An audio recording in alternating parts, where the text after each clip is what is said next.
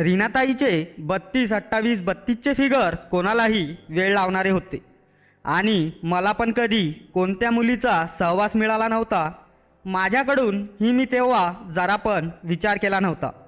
काल रात्री जे पण घडलं ते सगळं काही ठीक नाही झालं. तू असं का वागलास माझ्याशी? रीनाताईचं हे बोलणं ऐकून मला जरा आश्चर्य वाटले. मी म्हटलं, अगं ताई, जे घडलं यात आपल्या दोघांची मर्जी होती. एक पिवळी लाईट चालू ठेवली. बेडवर एकच मोठी सफेद रंगाची चादर होती. आम्ही दोघांनी मध्ये थोडी जागा ठेवली होती, म्हणजे बेडच्या एका कडेला ताई आणि एका कडेला मी. काही वेळ निघून गेला. मग मला रीनाताईची. नमस्कार मित्रांनो, स्वागत आहे तुमचं पुन्हा एकदा आपल्या चॅनलवर. मी तुमचा आपला मित्र विशाल. आपल्या वाचक मित्रांनी पुन्हा एकदा आपल्याला त्याच्या रीनाताईच्या कथेचा दुसरा भाग पाठवला आहे. आणि हो, तुम्ही जर या कथेचा पहिला भाग बघितला नसेल तर आपल्या चॅनलवर जाऊन बघू शकता.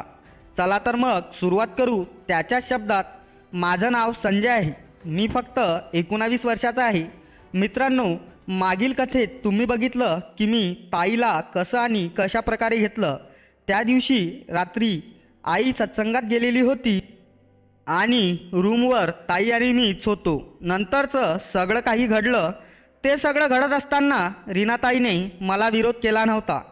तर रीनाताईचे 32, 28, 32चे फिगर कोणालाही वेळ लावणारे होते आणि मला पण कधी कोणत्या मुलीचा सहवास मिळाला नव्हता. माझ्याकडूनही मी तेव्हा जरा पण विचार केला नव्हता. रात्रभर रीनाताई आणि मी सोबतच होतो. सकाळी मी झोपेतून उठलो तर रीनाताई बाजूला बसलेली होती. ती काहीतरी खोल विचारात दिसत होती. मला बघून तिनं मान खाली केली आणि म्हणाली की संजय, आपण दोघांमध्ये काल रात्री जे पण घडलं ते सगळं काही ठीक नाही झालं. तू असं का वागलास माझ्याशी? तिचं हे बोलणं ऐकून मला जरा आश्चर्य वाटले. मी म्हटलं, अगं ताई, जे घडलं यात आपल्या दोघांची मर्जी होती. तिनं मारमार केली आणि माझ्याकडे बघितलं आणि हसून मला बोलली की हो रे, माझी मर्जी तर होतीच. तेव्हा मला काय झालं, मी कशी सगळं विसरले, माझं मलाच कळलं नाही. मी आधी असं काही केलंच नाही आणि असं काही अनुभवलंही नाही. ही माझी पहिली वेळ होती, पण तू मला खूप आनंद दिला. आधी मला त्रास झाला, पण नंतर सगळं काही ठीक झाले आणि मला खूप मज्जा पण आली. रीनाताईचं हे बोलणं ऐकून मला जग जिंकण्यासारखं वाटत होतं. मी रीनाताईकडे बघितलं तेवढ्यात रूमची कडी वाजली. रीनाताईने उठून दरवाजा उघडला. बाहेर आई उभी होती. आत येताना आईने रीनाताईला चालताना बघितलं. रात्रभर आम्ही सोबत होतो. मी माझ्या सगळ्या इच्छा वारंवार पूर्ण केल्याने रीनाताईला नीट चालता पण येत नव्हतं. आईने ते बघितले. ही अशी का चालत असेल? रीनाताईचं चालणं पाहून आईच्या नजरेतून काही सुटलं नाही. ती लंगडत चालत होती. जणू काहीतरी मोठी समस्या आहे. आईच्या मनात कदाचित शंका आली असेल. आई आत येऊन म्हणाली, काय झालं ग रीना, तुझं चालणं असं का झालंय? तुला काही दुखलंय का? रीनाताईने ऐकून थोडंसं गोंधळली व म्हणाली, नाही आई, काही नाही, बस साधा त्रास आहे. आई म्हणाली, साधा त्रास नाही दिसत ग, खरं काय ते सांग. काल रात्री आणि फक्त तू आणि तुझा भाऊ घरी होतात. बरं, काही घडलं का? हे ऐकून मी शांत राहिलो. माझ्या चेहऱ्यावरची भीती आणि अस्वस्थता स्पष्ट दिसत होती. आईने रीनाताईच्याकडे बघितलं आणि खांद्यावर हात ठेवून म्हणाली, बाळा, काय नाही झालं तर मग तू अशी का चालत आहेस?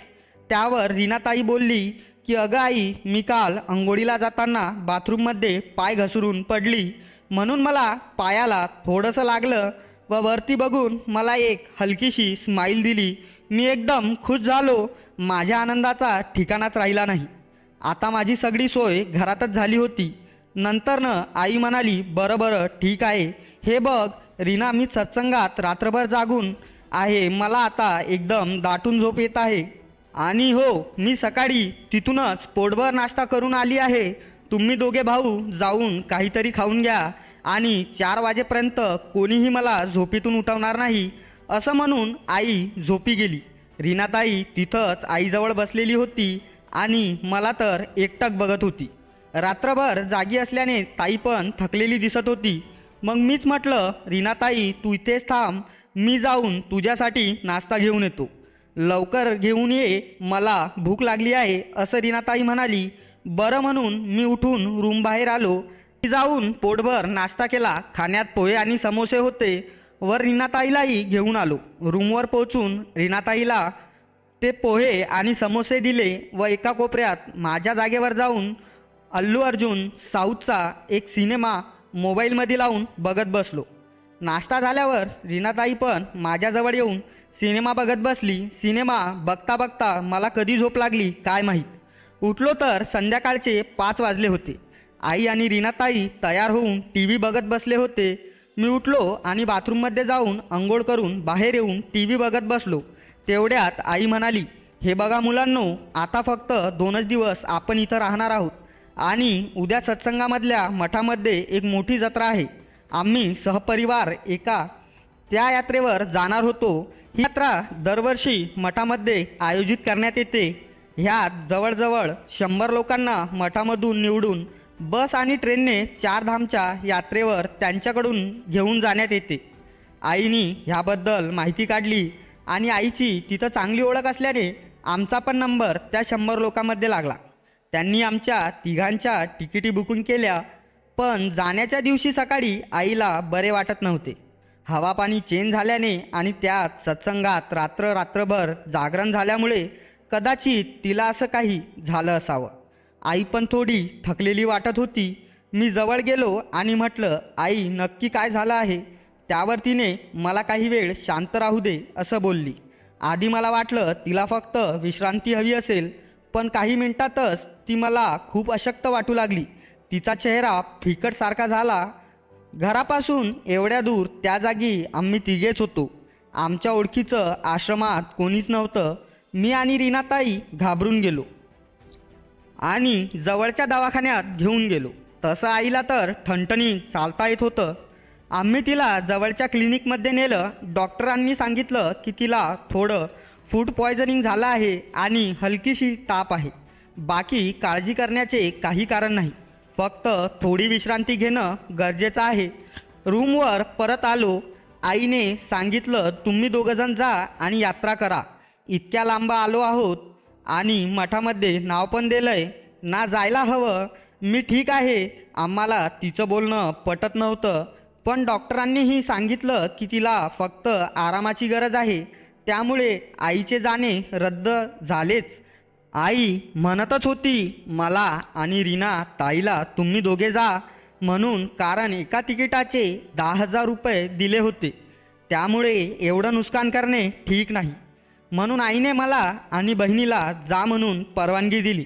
आता आम्ही दोघेही खूप खुश होतो, कारण आमच्या नवीन निर्माण झालेल्या नात्याला पण वेळ देता येईल. आणि थोडी भीती पण होती, कारण 6 दिवसाची यात्रा होती आणि त्यात आमच्याबरोबर यात्रेमध्ये कोणी ओळखीचं पण नव्हते. शेवटी दुपारी 2 वाजता सगळं आवरून आम्ही निघालो. आश्रमातून रेल्वे स्टेशनवर जाण्यासाठी बस होती. रेल्वे स्टेशनवर पोहोचून आम्ही ट्रेन पकडली. दोघांना व्यवस्थित झोपायची जागा मिळाली होती. यात्रा ठरवलेल्या कंपनीने एका मॅनेजरला आमच्या सर्वांच्या बरोबर पाठवले होते. तो ट्रेनमध्ये सर्वांशी भेटून सर्व सोयीसुविधा व्यवस्थित आहेत ना त्याची चौकशी करत होता. ट्रेनमधून पोचायला जवळपास 12 तास लागणार होते. रेल्वे सुरू झाली. जशी जशी पुढे जाऊ लागली मला असं कळून आलं की आसपास झोपलेल्या लोकांची, प्रवासियांची, ज्यात काही तरुण आणि काही मध्यम वर्षाची पुरुष मंडळी होती, त्यांची नजर रीनाताईवर होती. ताई जशी हालचाल करते, उठून बसते किंवा बाथरूममध्ये जात होती, तेव्हा सर्व आसपासची माणसे तिच्याकडे टक लावून पाहत होते. तिनं काळ्या रंगाचा पंजाबी ड्रेस घातला होता. त्यावर ताईचे कलिंगड डोलावू दिसत होते. म्हणून मला थोडी काळजी वाटू लागली. एक माणूस जो माझ्याच पायाजवळच्या सीटवर बसला होता, तो तर सारखा रीनाताईकडे पाहत होता. त्या कारणाने मी रीनाताईची खूप देखभाल करू लागलो. मी तिच्याजवळ बसून तिला माझ्याजवळ बसून ठेवत असे. लोकांच्या नजरेपासून तिचे रूप लपवत असे. रीनाताईला सगळं कळत होतं. ती हसली आणि म्हणाली, माझ्या सोन्या, तू काही काळजी नको करू. आपण आपलं हे प्रेमाचं नातं असंच पुढे नेऊ, मी तुझ्याशिवाय कोणाला बघणार नाही काही. हे ऐकून मला खूप आनंद झाला होता. आम्ही मग रात्रीचे जेवण करून बसलो होतो. ट्रेनमध्ये एकच सीट असल्याने तेव्हा ताई माझ्या मांडीवर डोकं ठेवून आरामात पाय लांब करून झोपली.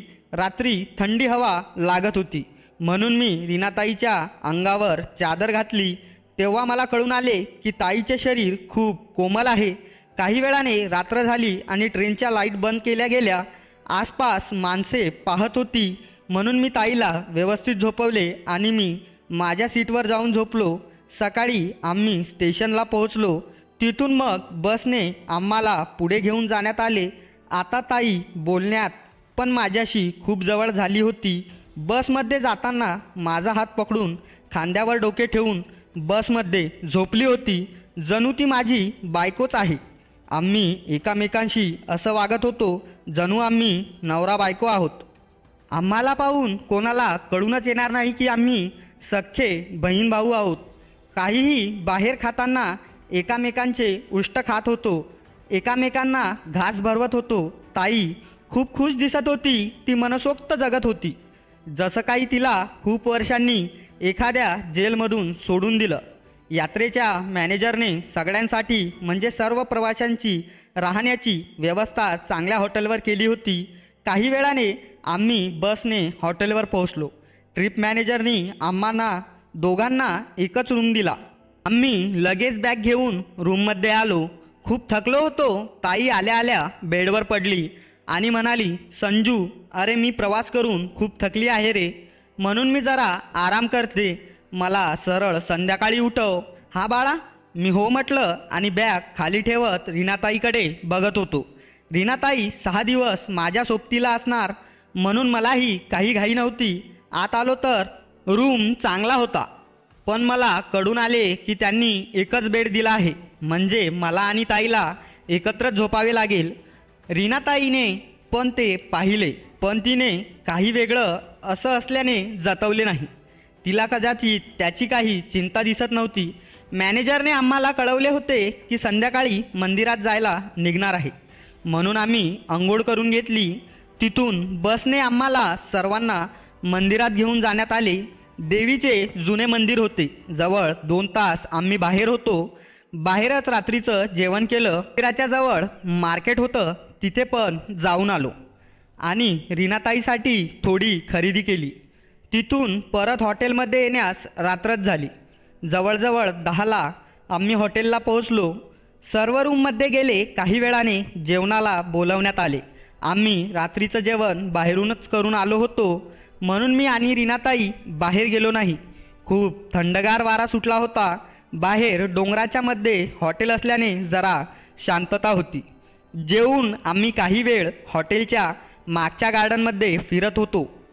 काही परिवार तिथे बसले होते. लहान लहान मुली खेळत होती. तेव्हा रीनाताईने थंडी लागते म्हणून माझा हात धरला. मला चिटकून हात धरून चालत होती. काही वेळ त्या थंड वातावरणाचा आम्ही गार्डनमध्ये फिरून आनंद घेतला आणि मग आम्ही रूममध्ये झोपायला आलो. माझ्या मनात खूप चळवळ सुरू झाली. ताईने आज जीन्स घातली होती. जशी ती पुढे येत असे माझी नजर सारखी तिच्यावर जात होती. मी रूममध्ये येऊन कपडे बदलले आणि घरात नेहमी अशीच घालायची शॉर्ट पॅन्ट आणि टी शर्ट घातले. नंतर ताईने पण सुद्धा कपडे बदललेले. तिने काळ्या रंगाची लेगिस आणि वर जाड कपड्याचे ड्रेस घातला. आम्ही झोपायची तयारी करू लागलो तेव्हा माझी आणि ताईची नजर मिळाली, कारण दोघांना एकाच बेडवर झोपायचे होते. डाव्या बाजूला ती जाऊन बेडवर झोपली. मी लाईट बंद केली आणि कोपऱ्यातली एक लहान पिवळी लाईट चालू ठेवली. बेडवर एकच मोठी सफेद रंगाची चादर होती. आम्ही दोघांना मध्ये थोडी जागा ठेवली होती. काही वेळ निघून गेला. मला रीनाताईची चळवळ जाणवत होती. तिला पण झोप येत नव्हती, पण काय करावे कळत नव्हते.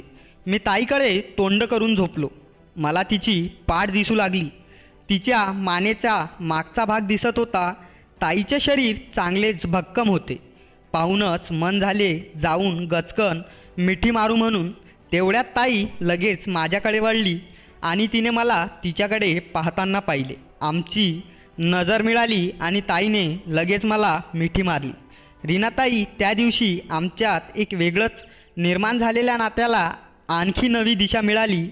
जेवढे दिवस आम्ही यात्रा करत होतो, रीनाताई माझ्याशी बायकोप्रमाणे राहत होती. दिवसभर आम्ही बाहेर फिरत असे, नवीन नवीन जागा पाहत असे आणि रात्री रूममध्ये नवीन नवीन अनुभवत असो. त्या 15 दिवसात आम्ही वर्षभराचा आनंद घेतला होता. असा एकही दिवस नव्हता जो आम्ही प्रेम करायचा सोडला असेल. सर्वच प्रकारे मी रीनाताईला खुश ठेवत असे. ताईही खूप आनंदी दिसत असायची.